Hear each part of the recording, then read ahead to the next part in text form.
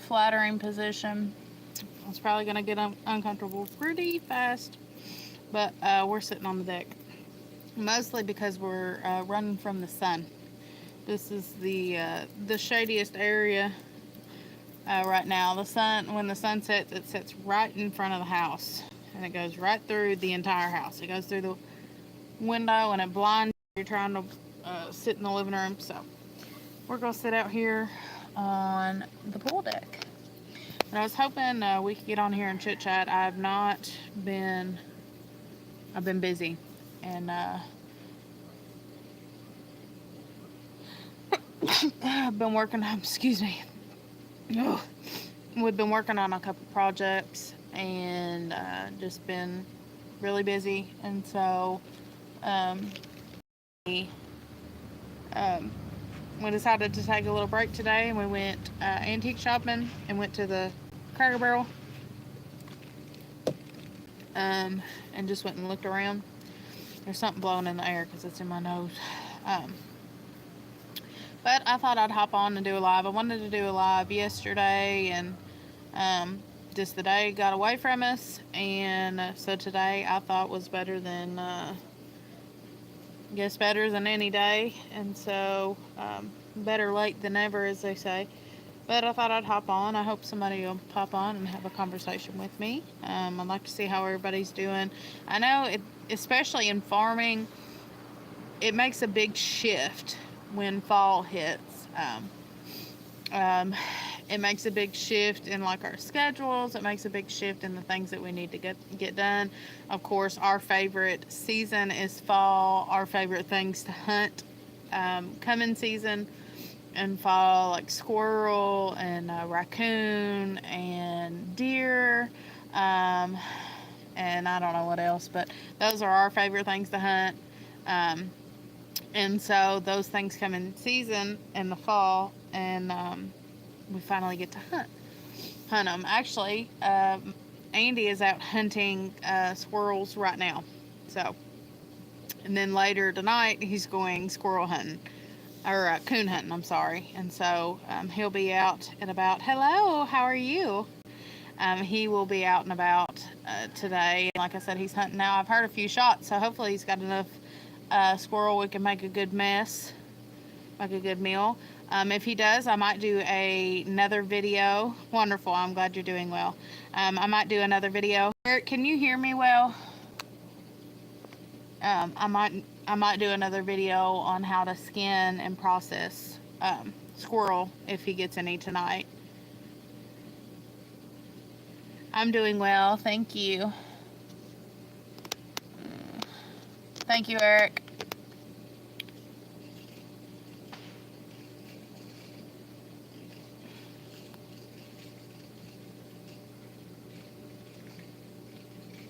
Oh my gosh. Thank you, Eric. God. They're going to keep you busy. They're going to keep you busy. 2 of them are held for review. Golly. Let me see if I can block them, Eric. Why do people do this? Hide user from the channel. Okay. That should be good. That should have took care of that. At least that one people. But yeah, I'm super excited about the season and what's to come. And like I said, this is our favorite time of the year when it comes to just doing the fun things. It's a lot nicer being outside. As you all can see, the trees are changing. Let me see, I'll stand up and I'll show you all what it looks like around here. Can you see for the sun? Look, so pretty. Sorry, I'm probably going pretty fast. Let me see if I can get out here in the light. Sorry guys, the sun is awful. Can you see the trees? They look green on the camera, but they're not. There you go. Isn't that gorgeous?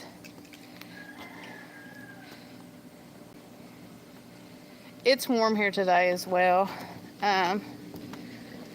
It's probably about 80 today as well, but it's not been unbearable. There's been a couple of times, like in the shade, that we've needed to put... No, I'm not in Canada. I'm in the States. I'm in the U.S. Nope, not in Canada. We are actually in the Appalachian region of the United States. Yes, it's been 80 here as well. But it's been nice. Like when we're in the shade, it's cool. Feels nice where I'm sitting at right now. Obviously, I'm in the shade. I'm in the darker area right now. But here's the problem: is we want to go deer hunting. I do not like to hunt on days like today. I do not just sitting and waiting in the heat and sitting and waiting in the heat. I'm gonna say it again because that's my least favorite. I don't like to hunt when it's warm outside. I like going in the cool, but it has been cool in the mornings, and as you can see, the trees are changing. Our plants, I don't know if this one really shows. I don't know if you'll be able to see it. Can you all see that plant right there? That's banana trees. We have them around the pool deck. And the frost got them. Along with that, the frost got all the plants that I left standing. I picked the pepper plants and the radishes before what I had left of them before the frost got them, but I left the plants standing. Well, the pepper plants standing. And the frost got them. We did have a couple okra stalks standing as well that had blooms on them, and the frost got them. It is getting very chilly in the evening. I think the forecast for this week is during the day it's going to be anywhere between 70 and 80, but in the evenings it's going to be anywhere between 50 to like the low end of the 40s. We have been getting into, I think we had, now I don't want to tell you all for 100% sure, but I think we got in the high end of the 30s a couple nights last week. But this is my favorite. Like, I love this weather. I love, this is my favorite time of year. And so it doesn't bother me. It seems like in the fall too, things just start slowing down. At least if I don't add more to my plate, which I've already added more to my plate. If you haven't watched the last live, we've got a secret animal that is going to be animals, hopefully, that are going to be making their arrival here on the farm. Of course, our baby rabbits, we still have those. We still have a brooder full of baby chicks. I think out of all of them, I only lost one, I believe. I think I only lost one that had passed away. We don't know why, it just passed away. Probably weak. Usually it's always one at least that passes away. And we did have one, well, I guess technically two, but the one didn't make it past 3 days, and it wasn't really fully developed, but Lakin wanted to take her shot and try to keep it alive and take care of it, but it didn't make it. And the second one just passed away throughout the night somehow. Now, something that I haven't had to put on them yet is light, which kind of seems, like crazy, because a lot of people, like when the chicks hatch, at least for the first couple days, they put light on them. They've been in the cool of the barn, and they've been hanging on just tight. And obviously there's not a mama in there. I built that brooder. If you haven't seen the video of me building the brooder, I do have the video. I think it's called, the title of it's DIY Chick Brooder. So if you are interested in that, hello, how are you? From India. Nice. I do have the video for that if you all want to check it out. But I feel like as far as the animals went, we did have a decent season. Chicks was the biggest thing for us that was just really hard to maintain this year. We had a lot of issues with predators getting in. We had to fight with rats this year getting in and killing our chicks. And it seems like every year, like we'll have like a time of the year where it'll be really bad. It'll be really bad. Hold on, I'll take care of it, Eric. It will be...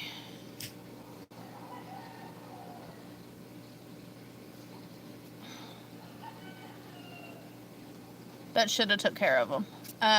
It will be really bad year for rats. And then one year we won't have any issues with rats. The issue with rats is they will eat. They'll get a hold of rabbits, and they'll also get a hold of chicks. And not only are they an issue because they will, grab them through wire and eat them, but if they can't get to them, they will try to scare them. And in turn, it causes damage to the animal. They will break their legs and their back and bruise and beat themselves, the rabbit or the chicken itself, inside the cage without the rat even getting a hold of it. And so in the spring, I hatched 22, I believe. I might be wrong there. 22 chicks, had them in a rabbit cage, and we were just like having chicks come up missing, and I was like, what is going on? And Andy was like, it's probably rats. And so just every day there was just more and more missing, and we got down to the very last day. We had three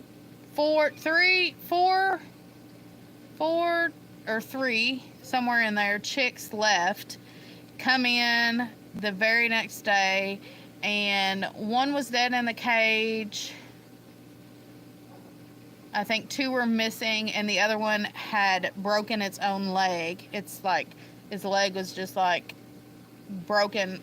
It was bruised all up in the, like the actual hip, and then the leg was just completely broken from the rat just racing it around. And the ones that they weren't able to grab through the cage, they would just kill them by chasing them. And some of them, if they were close enough to the wall that they were climbing up of, they could eat what was left of the babies. What was left of the babies that they could reach. So it was awful. Fortunately, this go around, I haven't had any issues with the rats. Now, I built the chick brooder, and on the sides of it, I put chicken wire, which obviously is going to keep chickens in, but not keep rats out. And so the bottom of it, I took about this far up on the brooder, I took little small wire that I actually pulled off of that cage that wasn't real rusted or anything like that, and put that on the bottom edge. I didn't video that just because the video was so long. I actually did it the day after I put the chicks in. But we did that, and I'm hoping that will help. It might not. We'll just have to see. We haven't had any issues with predators besides that, though. I don't think we've lost anything to anything other but rats this year. But we did lose a lot of chicks to rats this year. I did not lose any rabbits to rats this year. But that was the first year we ever had a rabbit kennel here on the farm. Or was it the first or the second year? It was one or the other. Maybe it was the second year. The same doe was in the same pen, and we were having issues with baby rabbits' feet getting eaten off, and their toenails, their toes getting eaten off, and like multiple toes, or like all of their toes were disappearing, and I couldn't figure out what was going on. And she was a good mama. She had multiple litters, and so I didn't think it was her. And I had posted on a local Facebook page and said, hey, has anybody ever had any, issues with like baby rabbits, missing their toes, them being chewed off? And multiple people commented and said it's rats. And I didn't even think there was a way for rats to get in it. But we had grating on the front that was about that wide, and those rats somehow were fitting in the gap that wide and eating nipping on baby rabbits. So that's gross, and I can't imagine how scary it was for them to be in there. And this year as well, we were talking about baby chicks. I had a rat come in. I had chicks hatching, literally. I had 3 hens sitting on 20 eggs combined, and we had chicks hatching and legit chicks in the nesting boxes, and came back the next day and they were gone. So we believe maybe a rat ate them, or a snake, possibly a snake, but we never did see a snake, so I don't know. But just it's rough. So if you ever do start homesteading, that is something I never even thought about. Like, I never even considered rats being an issue, besides like maybe seeing them. We got swamp rats. And when I say swamp, I mean like rats. Here's my foot. It's got poop on the bottom of it. Maybe I shouldn't have showed you my foot. But like this big. When I say rats, I mean rats. These are swamp rats. They're probably, I'd say their body is like 9 inches long. Every bit of 9 inches long. That's not including their tail. But their bodies are like 9 inches long. And so mice is not something, I mean, we might see a mice. Yeah. Yeah. Yeah.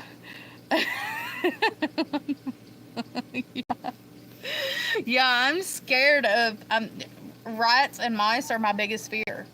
Like, out of anything in the world besides heights, that is the only animal that I can think of that I'm just absolutely terrified.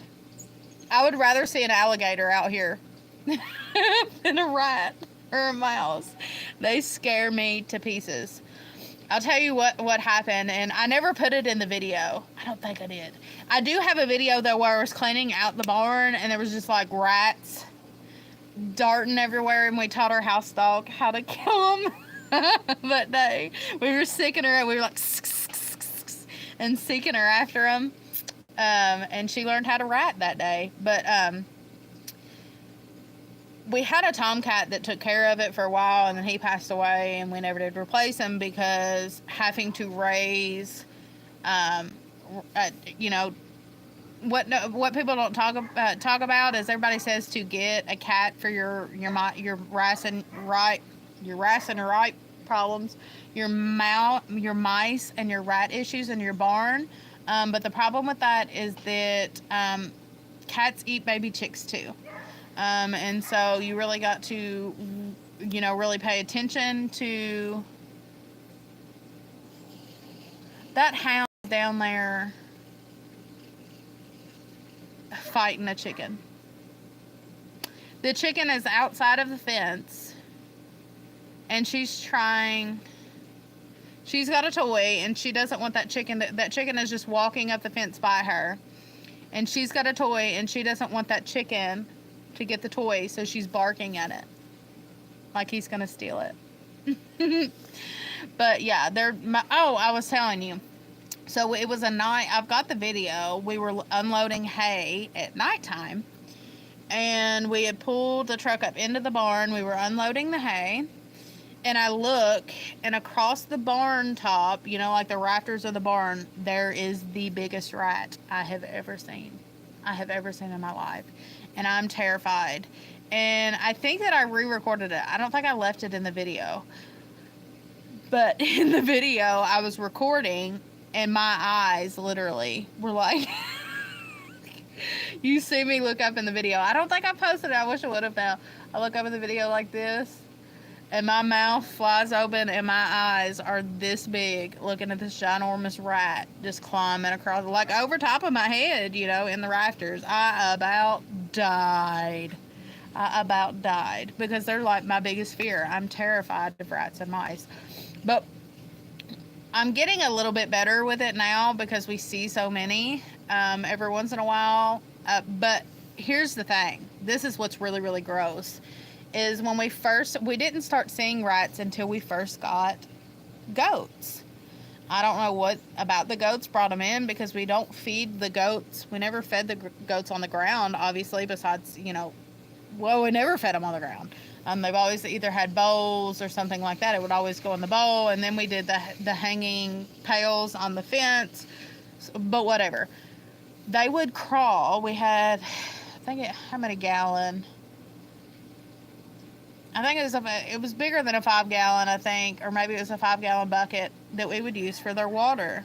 And every once in a while, those rats would climb into that water and get stuck and drowned in that water. And you're talking about massive rats. Like I said, they're like 9 inches long. Not including the tail. The body is 9 inches long.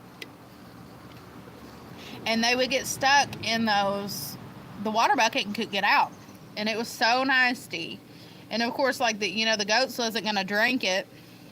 And so the goats would be really, really thirsty. They'd be going for like all night or however long that rat had been in there. Which obviously it didn't make it past the day because we changed the water every day. But we'll say it hopped in at night, and it would be there until we got up the next morning to get it out. And they would never drink the water. Of course, we wouldn't want them to drink it, but we'd have to dump the water out and bleach the bucket. And I couldn't tell you how many times I had to do that because rats got in it and died. One day I came in, and there was a rat like swimming in it, trying to get out, just going around. And it was so nasty. It was so gross. And Andy had to, put it out of its misery. Because at that point, I was, like, literally terrified of them. I couldn't even stand to be in the same room. And I'm, like, screaming, like, oh, my gosh, oh, my gosh, oh, my gosh. And so he had to kill it. And then we had to put it out of its misery. Had to unalive it, I guess is what I should say online. Because it was obviously drowning in the water. And so we, would have to dump the waters out, bleach them, and do all that. And that would happen, I don't know how many times. I'm going to say like 4 to 5 times that happened when they were in the barn with rats getting in there. But yeah, I never would have thought about that. I never would have thought about that when I started farming.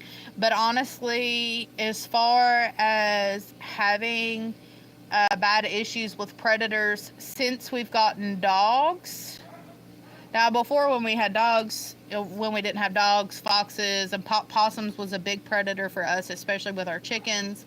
Possums, coons, foxes, hawks, eagles, coyotes, things like that would snatch up our birds and stuff before we got dogs. But after we got dogs, our biggest predator, our biggest issue is rats. And it just goes with the farm. If you've got a farm, sooner or later you're going to have rats, especially if you have chickens, because chickens, they scratch their food out, the food lays on the ground, blah, blah, blah, blah, blah, and that's a good free meal for chickens. And I've heard people say, oh, well, chickens will kill them, but chicken's not going to kill a rat the size of it. Like, these rats that we have here, like I said, are swamp rats, and so they are huge. Like, they're, like, I'm looking at my foot right here. I'll take my shoe off, because I want to show. Here's my shoe. They're as big as my shoe. That's bigger than my head, guys. Like, from head to tail, that's the size of our rats here. And so it's no wonder that they're our biggest predator. Now, Koa does try to unalive them. He does know that they are predators. But he also tries to unalive chipmunk. He has unalived chipmunks. He has unalived rats. And he tries to unalive squirrels. Squirrels are a little bit too fast for him. But he has gotten a couple chipmunks. Which, makes him a good dog. Obviously, the squirrels and the chipmunks are not going to be an issue for us, but obviously we want him protecting his birds and his rabbits at all cost, and he does. He will.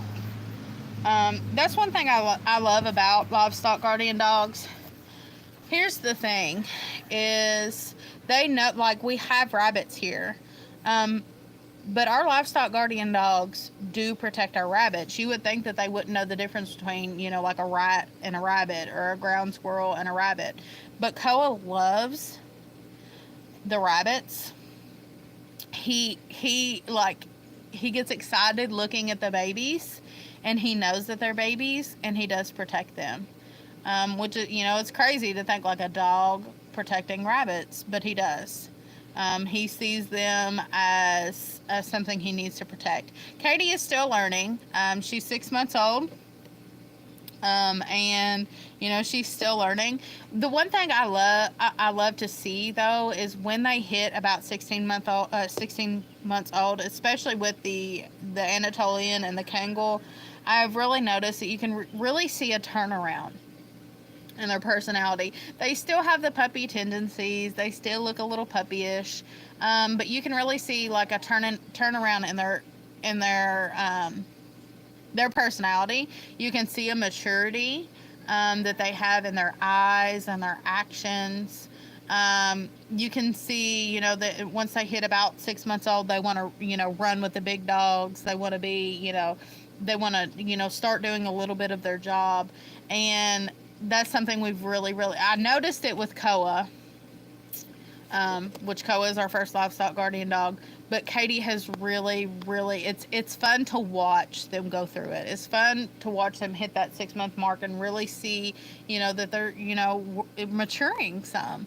And so she has been running with Koa a lot more. She has been working with Koa a lot more. Now, that dog will guard to the end of that. She was, she was like 3 or 4 months old, 5 months old, and she was out there barking and guarding. If she's seen, like the mailman pull in, or like something up here, or another dog come in, she will bark and guard.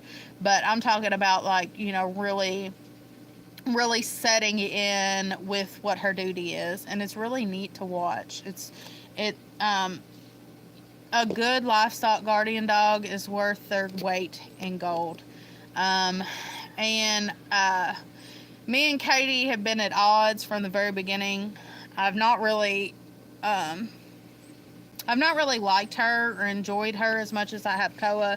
And maybe it's because she's a female. I don't know. It seems like females and males are a lot different when it comes to the canine species. Maybe some people would agree with me. I don't know. But I've always loved Koa's personality. I've always felt like we will never be able to have another dog like Koa. There, will never be a dog that can replace him. And just how excellent he is at his job. I love his temperament. I love his personality. I love his looks. I love the way he looks. I love his big square head. And just his willingness to listen, his willingness to work, his calm demeanor, his personality. And this is really why we wanted to bring Katie to the farm. We wanted another dog to help Koa out, but we also wanted to make sure that we get a female to preserve the traits of Koa. And so when she does become in heat, we will be breeding her, which is probably obvious when you have a male and a female, if you're getting a male and female. But we really wanted to, preserve those good traits about Koa and really be able to provide ourselves and others with good livestock guardian stock. Here's the thing, and we don't do things quite by the book when it comes to livestock guardian dogs, and I feel like people are turning the livestock guardian dog breed into house dogs. Even if you get on, like Facebook pages for like livestock guardian dog support or whatever, they're gonna tell you to do stuff that like completely goes against like the core of my being. There's a specific website, Facebook page that when we first got into livestock guardian dogs, I was, looking at, and they suggested bringing the dogs in the house and leaving them in the house for at least a year, and only, bringing them out with the stock, but only leave it, only keeping your eye on them for like a 2-year period, like leave them in the house for an entire year, and then until they hit 2, you need to monitor them with the animals and stuff. And to me, that's not necessary. I don't feel like that is necessary. And we didn't leave Koa unattended with the stock where he could get in with the animals or anything like that. Get in, like with the animals one on one until he could be trusted. But we did not bring him in the house for a 2-year period where he was only around the stocks, sometimes, and blah blah blah blah blah. I mean, it's just it's part of their instinct to bond with the stock. And if you're not allowing the dog to bond with the stock, then I don't see how they're going to be a good livestock guardian dog. And so what I really love about Koa is that he has always just, really got it from the beginning. He has always just been a true, strong livestock guardian dog. We've never had any issues with him, playing or chasing the stock. He would run with the goats every once in a while, but he never did cause any, injuries or danger or anything like that. He would, like take if they were chewing on a stick, he would take the stick or any and stuff like that. But he never did run or play or chase after with the stock in a way that was, dangerous or detrimental, or was any type of representative of play like he would with, another dog, or, predator play or anything like that. And I feel like we need to preserve those traits about him. Especially since the people we got Katie off of and the people that we got Koa off of are an hour. Like, it's an hour either way. It's hour or over an hour for anybody in our area that we know of that breeds and raises Kangals or Anatolians. And the 2 people that we bought Katie off of a separate breeder, she was an hour one way. We bought Koa off of another breeder, he was an hour and a half another way. And they're done. Both of those specific breeders are done breeding. They're retired. They're females, and so she is still barking at that chicken for standing outside the thing. She thinks he's going to get her toy. That is so funny. But we really want to be able to offer that specific breed to the people in our surrounding areas. We would really, like I said, really, really like to preserve the breed as a whole, and, just keep that. She's so goofy. What does she have? She has something completely different now. I can see what she has.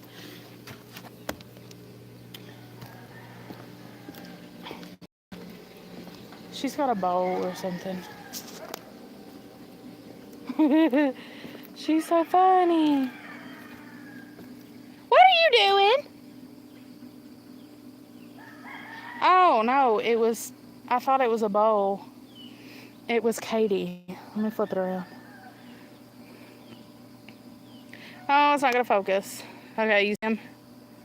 There they are playing. There's the chicken down here that she was barking at. There's the garden, guys. Maybe you can see the trees better now.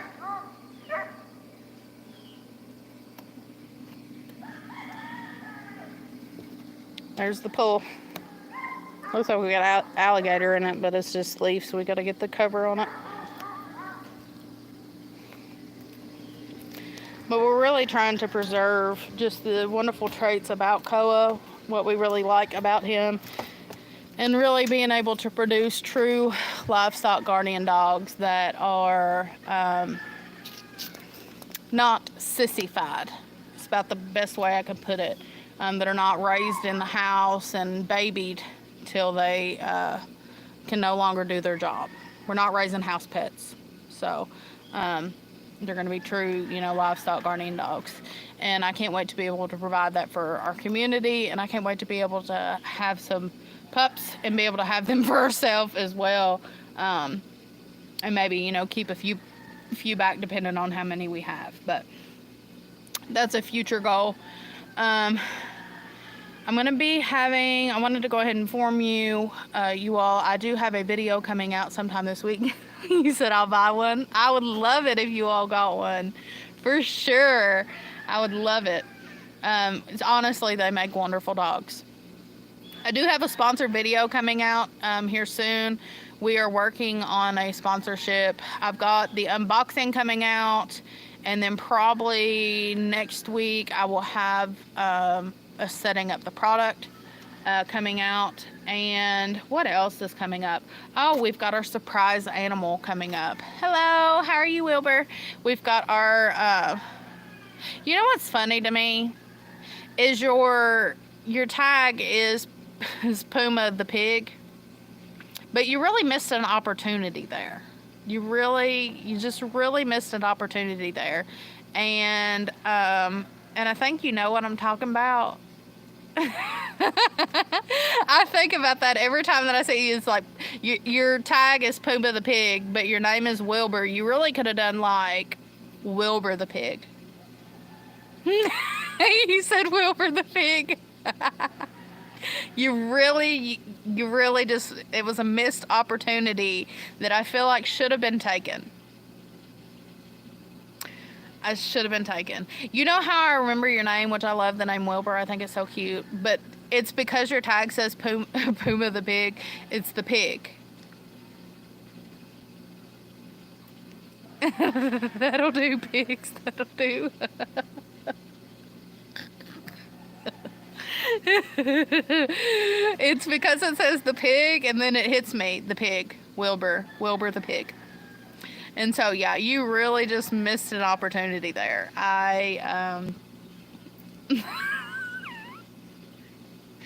Utter failure.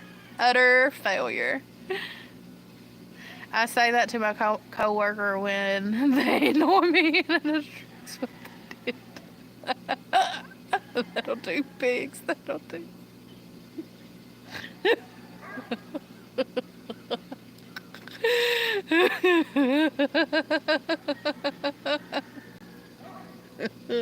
I do not miss working out in the public. Not even a little bit. Not even a tiny little bit do I miss working out in the public. I tell you what, people are just too much. Too much. Listen, work wouldn't even be so bad if you didn't have to work with people. If you could just work by yourself, it probably wouldn't be so bad. I know it wouldn't be for me. That's why we do what we do. That is why we do what we do. I was thinking though, how, which I don't mean this to brag, it really has been, like a dream being able to be able to have the life that we have. But I thought about, Andy used to have to work like full time. He had to work out in the public full time. But him having to work outside of the farm is getting less and less. And I thank God for that. That's a blessing, that we're able to stay together more as a family, that we are able to homeschool, that we are able to raise a lot of our own food, that we are able to preserve and put up and be able to, maintain this life together and do what we love. Like, we are raising animals, which is what we love. We love being around animals, and, it's just, he's squirrel hunting, and I don't know if he's actually got any squirrels down there, but I'm watching a squirrel right now shimmy up the tree.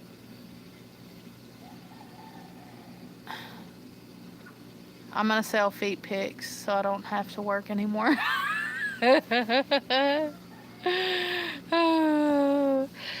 Oh gosh. I hate feet. That's good. Working a normal job when you'd rather be somewhere else takes dedication. Yeah, it does. It does. And, people have to work out in public. I just thank God that I'm not one of those. And I hope that it never that it never comes to that. Guys, trust me, I've worked my public jobs. I've worked out in public. I don't even know how old I was when I used to get summer jobs. My friend's parents owned a restaurant, and I would work. Send them here to kill our school. They're driving me nuts. No, you said driving me crazy. You said are they driving you nuts? See, missed opportunity there. But why don't you do them? It should be season for you, Eric. Do you have a rifle? A pew-pew, I guess that's what I'm supposed to say. We just use high-powered rifle, or high-powered pellet rifle, or pellet gun. High-powered. I can't get that out. That's all we use. We don't use, like, I heard somebody there's another one. I heard somebody say the other day that they didn't like squirrel because every time they had it, that it had buckshots in it. I was like, why in the world are they shooting squirrel with a buckshot? Wouldn't be nothing left of it. What are you trying to do? Disintegrate it? We use pellet rifle. You need to get you a high-powered pellet rifle if you don't have one, and start practicing and aiming. And then somebody told me the other day, my great-grandfather, my grandmother's dad, he liked the brains of the squirrel, and so his aim was so good that he would be able to unalive the squirrel. That squirrel is right here in front of me, just shaking its tail, living its best life. And he's down there, probably ain't even got nothing. There's two of them meeting right now. Or no, it was one. It was a shadow. No, there's another one up. There's two up there. Oh, yeah. That'd be easy. Just sit up there in the attic. Pew, pew, pew, pew, pew, pew, pew, pew, pew, pew, pew.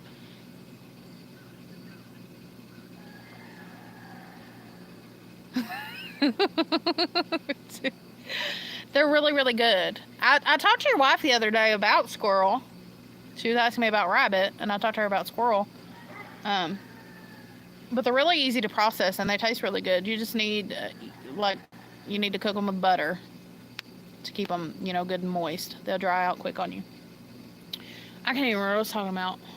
Oh, he was such a good shot that he would be able to unalive them.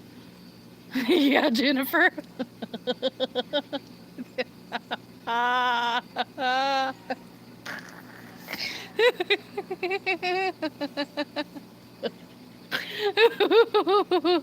That's gonna be an inside joke until we die. Jennifer.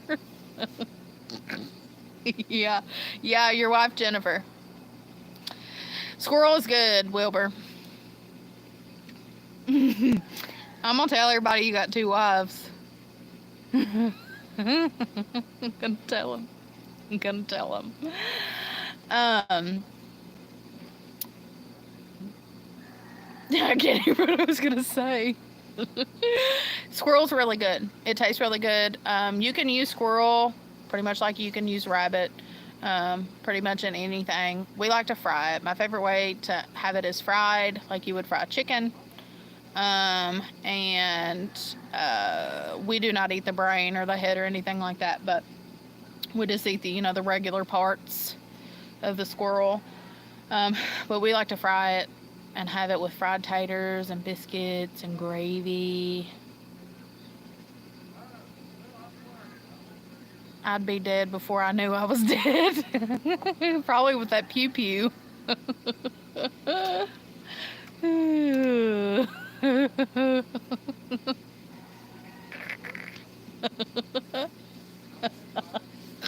Majority of this live is going to be me laughing. And I've got a horrible laugh. People are going to turn it off immediately. Oh gosh, my chest is hurt. I'm gonna have a heart attack. I can't breathe. My chest is hurt. Oh gosh. I can't breathe. I gotta stop. I can't breathe. I can't breathe. Oh my gosh, quit it, Eric. Golly, I'm gonna have to get my pop. I can't breathe. Okay. Oh, that tastes watered down. Yummy. But squirrel is really good. You can use it for about anything that you use chicken for. You just gotta add a little more fat to it. Don't die. They said don't die. Dude, I thought I was having a heart attack. My chest got tight. It's still hurting. It got tight. Oh gosh, what a way to die, laughing. I guess if you're gonna die, that's the way to go. I'd rather die laughing than anything. I'm constantly laughing anyways. They're gonna be like, yep, she died doing what she loved. She said breathe. The killing joke.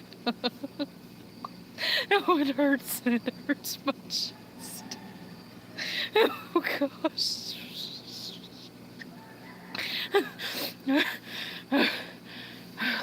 Okay. You're killing me. Alright, stop it. All of yous. Stop it. Stop it right now. My eyes are watering. I'm gonna have a heart attack. I can't breathe. Alright, quit it. Okay.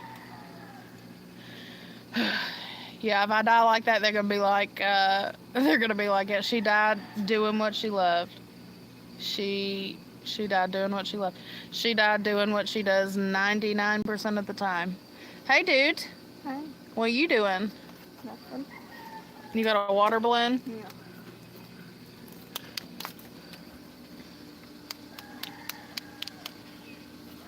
She's got a water balloon. Y'all seen me trying to get this thing tied. I put a rubber band on it. Mm-hmm. And I was thinking, oh, it's going to be fine. Well, the balloon got big, and I couldn't put it over the balloon. So then I had to, like, wedge my fingers in there with it wet, like. Oh, that's what you did? Yeah, it was hard. Exact carbon. Yeah. That was the exact moment right there. Mm-hmm. Y'all seen it? Yeah. The exact moment. I was going to use a zip tie, but I couldn't find one. You couldn't find a zip tie? I don't know if a zip tie would have held very well. I don't know either. Out here on the deck. Yeah, we're out here on the deck. I was wondering where you're at. I was, like, looking for you. I run off. Yeah.